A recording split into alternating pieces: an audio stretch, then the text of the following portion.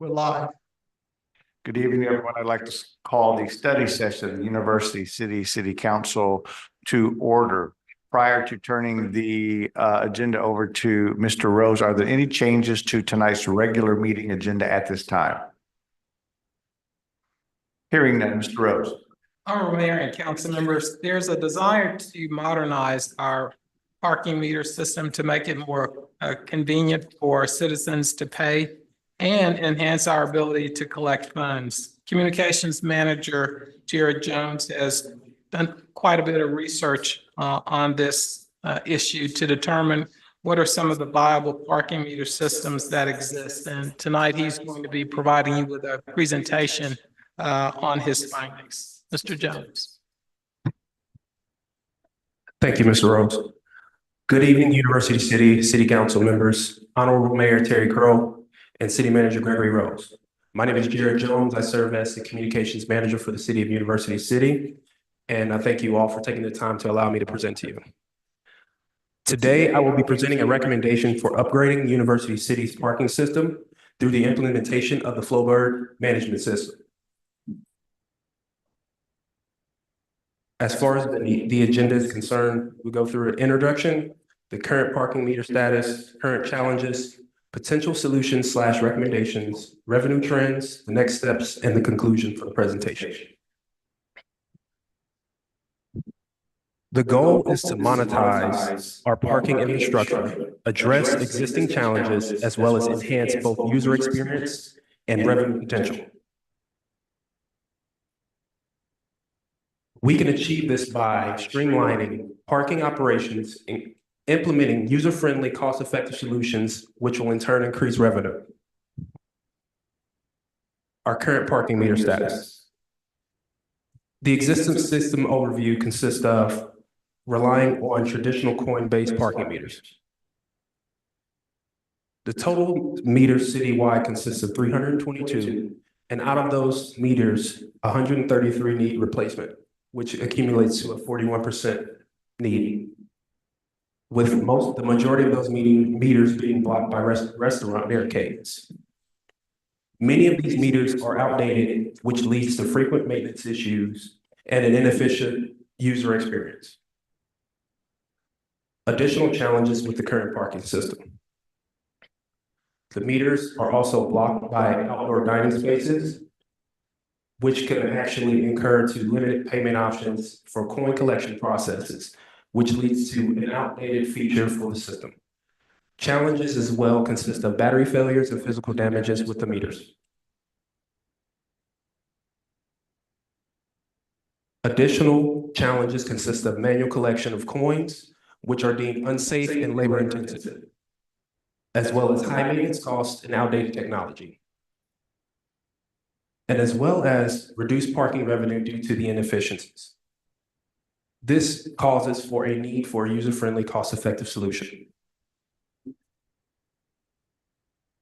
The current revenue trends consist of parking meter collection totals, starting with fiscal year of 2019 being $140,560.21, 2020 being $97,545.46, 2021 being $20,023.04, which were waived due to COVID-19. 2022 being $7,198.29, as well as 2023 being $3,917.02.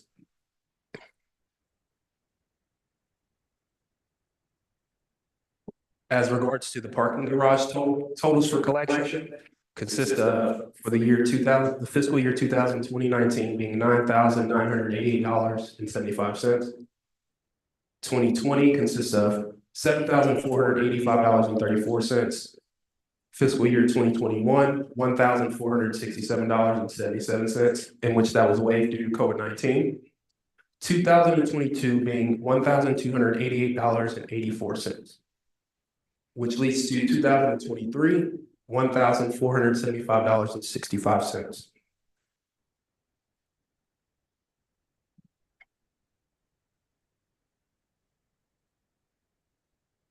Parking revenue has seen fluctuations due to inefficient collection methods and outdated technology.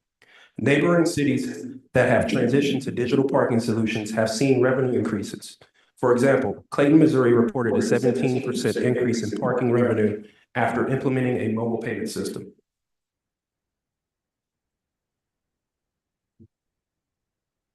Potential solutions.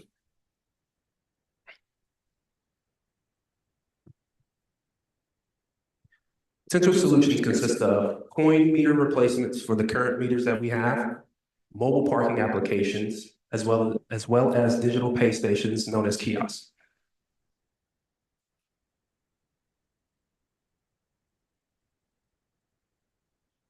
Coin meter replacements.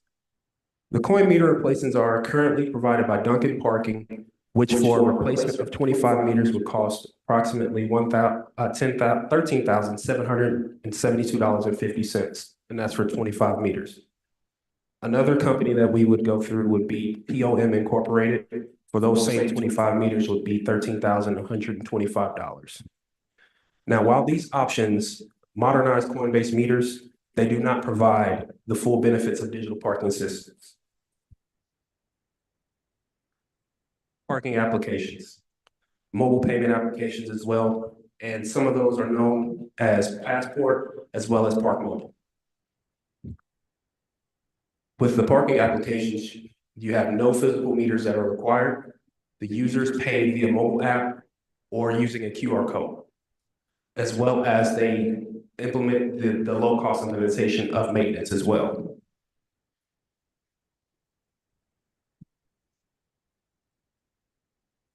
Regarding the Passport parking application and specifics, that system only can be set up by utilizing parking zones and license plates.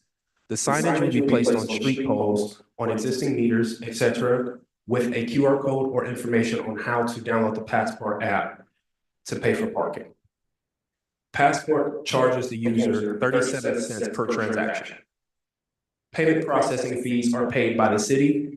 Gateway fees are 5 cents per transaction, and merchant secure payment processing fees are 2.9 plus a 25% per transaction fee.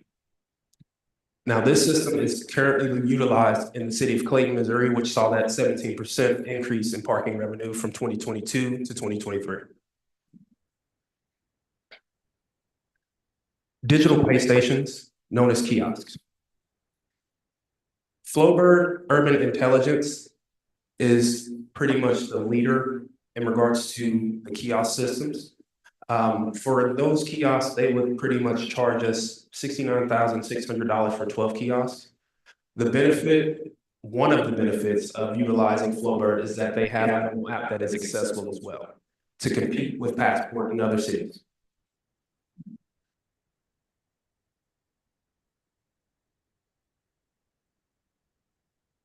Flowbird would actually be provided through a vendor known as Total Parking Solutions, which would cost us $141,140 for the Flowbird kiosk pay stations and a CWT pay station. What is Flowbird? Flowbird is a digital system that enables users to pay for parking via mobile device or web. It provides enforcement personnel with real-time transaction records and eliminates the needs for physical receipts while allowing users to print records online.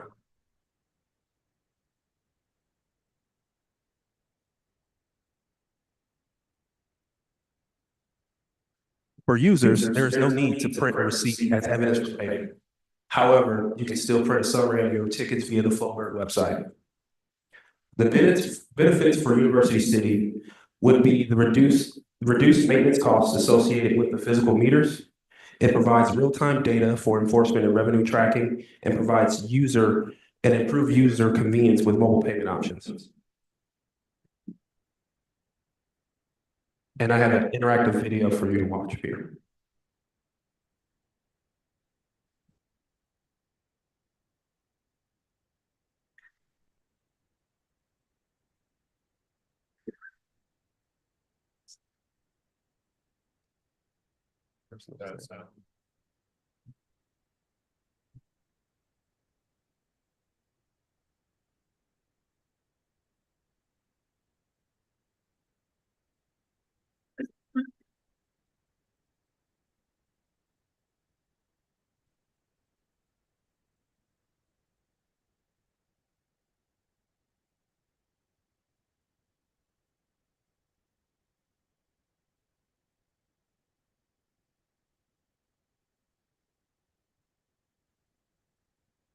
Jared, it's always technology and animals that don't act right.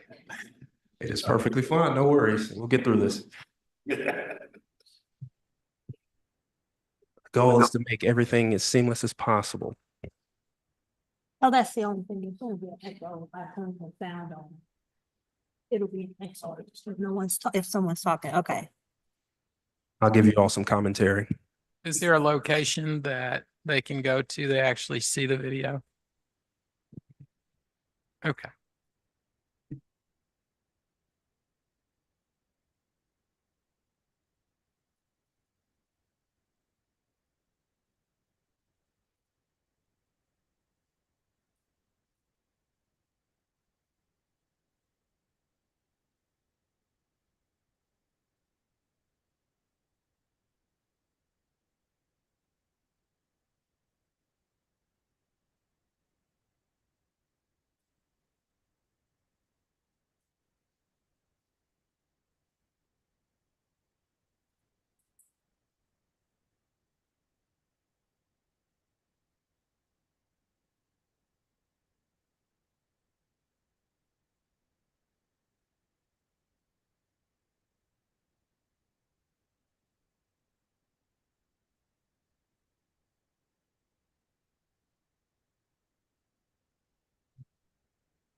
As you all see, the system itself serves as a living system within the city of University City, and it exists as a digital system within our phones.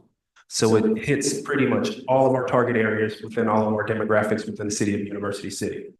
So for those who are commuting and ease of use, the app is perfect for them. And for those who live in University City who don't want to use their phones, you're more than welcome to use cash, a card, and it also accepts tap to pay, as well as contactless payments.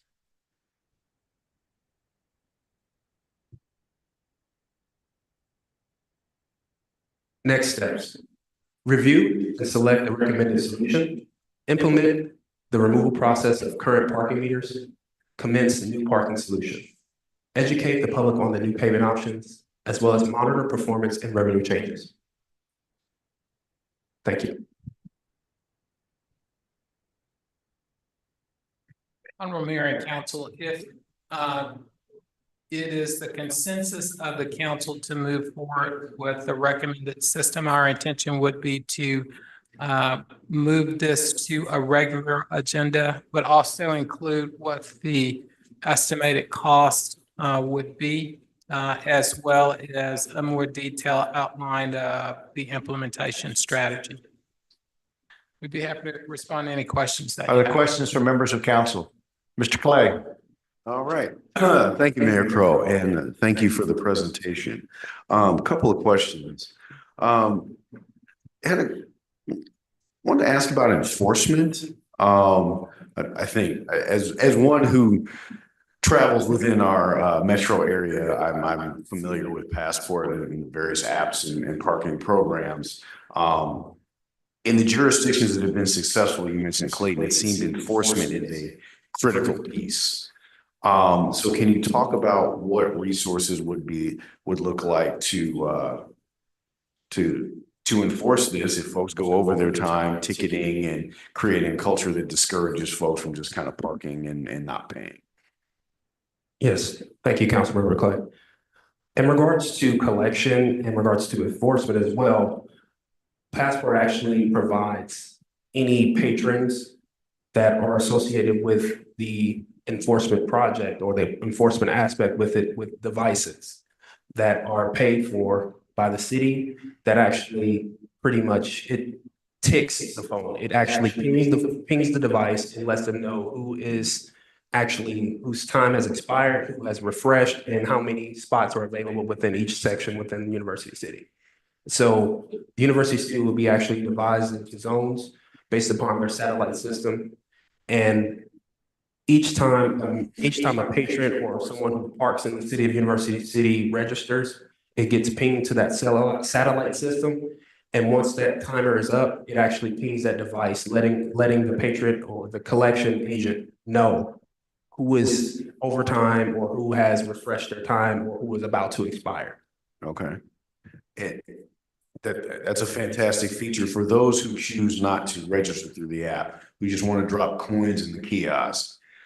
What does enforcement look like for those folks? For those who utilize the non-digital option, once you use a kiosk, you actually register your license plate.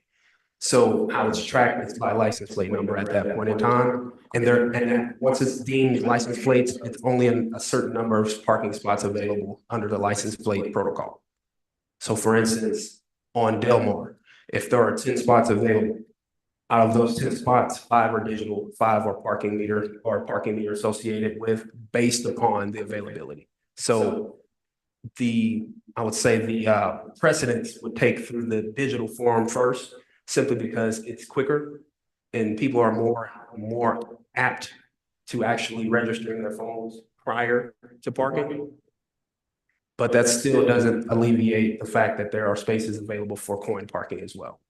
Okay, so enforcement manifests kind of as a just in time and specific to a car. So do you remove the need for someone, this may not be the right term, so parking enforcement, I was about to say meter maid, parking enforcement to come around and patrolling, do you not start to limit the need for that? So someone just kind of randomly patrolling and they can go to specific cars like, Dennis Fuller's, his car is about to expire. I can go there and prepare to ticket him and not worry about all these other cars that are fine. Am I saying that right? Almost. Thank you, Okay. Councilmember Clay. Not necessarily. So for those who park and those who are parking digitally and their timer runs out, that patron who is responsible for collection doesn't receive a ping until they're past due. So they would have to be 5 minutes past due or 3 minutes past due, but at the same time, they are being charged for it as well. So it does continuously charge you the longer you stay. So do you get a ticket in that scenario, or it continues to charge you if you're on the digital app? You will actually get a ticket. Okay. All right, had a couple other questions. The revenue, particularly with the parking meters, I think in 5 years, it was a decline of some $137,000. How do we explain that? The numbers were accumulated by statistical data based upon the revenue associated with the general fund collected from parking meters. So starting in fiscal year 2019 was our most monetary year, and it continued to dwindle as the parking meter situation got worse. And this is prime example of the implementation of this program here, simply because the cost of upkeep is starting to become overwhelming. Okay, so we have, it sounds like, as you alluded to, we have a number of broken parking meters that are not generating revenue. So if 41% of your fleet, if you will, is out of commission, that's going to impact your revenue. Now, even with that diminishment seems like a lot. It's way more than 41%. But okay. Okay, that concludes my questions. Thank you. And that's Mr. Fuller. Thank you, Mr. Mayor.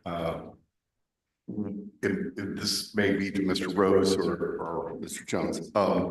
Where are we anticipating replacing these meters? Just in the loop area in the garage, or are other business districts? And are we going to replace all the meters or just those that are working? That's kind of my question. Honorable Mayor, Councilmember Fuller, this is intended to replace all the meters. Our challenge right now is that we have such an old system that the meters continue to break, and actually it's more expensive to try and repair them. So we decided to bring this forward to the council because we thought it was timely in the sense that, we still have COVID, but the council has not waived the fees, for example, as you had in the past when it first started. And there is also a desire to remove the street seating that had existed. So I believe that it will get back our approach more to what you saw in probably 2019 before COVID started. Thank you. Mr. Jones, do we have any cities around us who use Flowbird? Currently not at this time. We would be the And first in the city of St. Louis, we'd be the first in the, city of University City. okay. And no offense to my colleagues or staff, I'm not sure I want to be first necessarily. I guess my question would be, if we already know that Passport works and there's no initial investment, if I'm weighing the two, is there actually a recommendation coming to us tonight, or we're just sort of? Just getting direction tonight. Okay. Mhm. And again, I don't know how my colleagues feel about this, but outlaying $140,000 versus not outlaying anything makes a big difference. That'd be number one. I realize, I believe, the ease of the Flowbird system, but I'm not certain that we need to be the guinea pig for Flowbird here. So I don't know. That's just my initial thoughts on that one. Mr. McMahon? Thank you, Mayor. Is the city of St. Louis, their Park Louis, is that one of these that's on here that's just rebranded? They call it Park Louis, but it's actually run through Passport? Or is the Park Louis in the city of St. Louis something else? It is completely different. They are Okay. two different services. So with Flow, are you talking with Park Mobile, correct? No, because if you use the app in the city of St. Louis, it's called Park Louis.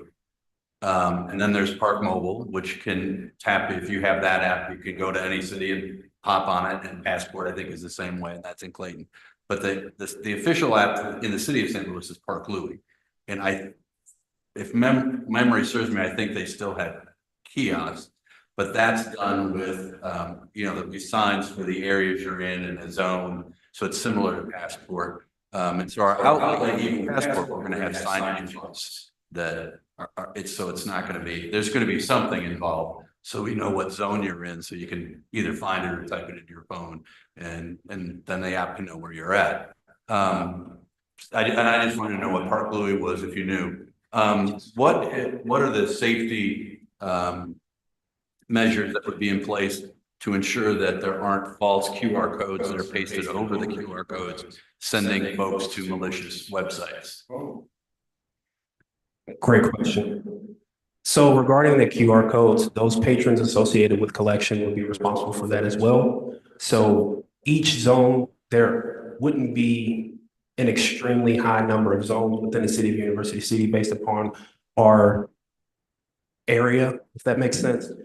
So each of those zones would have its own respective QR code in which that would be pretty much checked on a regular basis. So each collector, usually typically in a day span, would actually check those as well to see if they're operating. As well as Flowbird actually has their own systems administrators that actually service the area. So once we sign up for the service, they actually have someone who comes out and actually surveys the area as well. Ms. Brenner?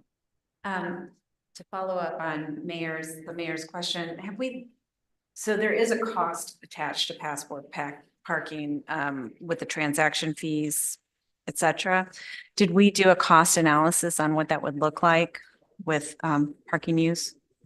There was no cost analysis associated with the two of those, simply because the number of parking patrons for Passport compared to the number of parking patrons for Flowbird would be inconsistent. In comparison to the city of Clayton, the majority of the city of Clayton are commuters, as well as our city is mostly based upon those who are residents in a sense. So we have our commuters within the Del Mar Loop area. Other than that, the majority are residents of the University City. Mr. Clay? Thank you, Mayor Crowe. To the question of the Passport system, it wasn't clear to me. Did the Passport system have also a kiosk feature associated with it as well? Or was it just the mobile app that would be utilized, or the QR code. For Passport specifically, it's just mobile app. So how would someone who, doesn't use a smartphone and just uses coins, how would they pay for parking in that scenario? They wouldn't. Okay, With Flowbird, you would have the option of utilizing coin, card, as well as digital pay option. now the Passport in Clayton, I believe, has a kiosk option. So we looked at Passport minus kiosk option, but did Passport tell you they had a kiosk option? So Passport has a kiosk option. With the kiosk option, it will be approximately double what we pay for Flowbird. Okay. All right. Thank you. Any other questions? Hearing none, thank you very much for your presentation this evening. Thank you all. We have about 5 minutes before the regular session begins.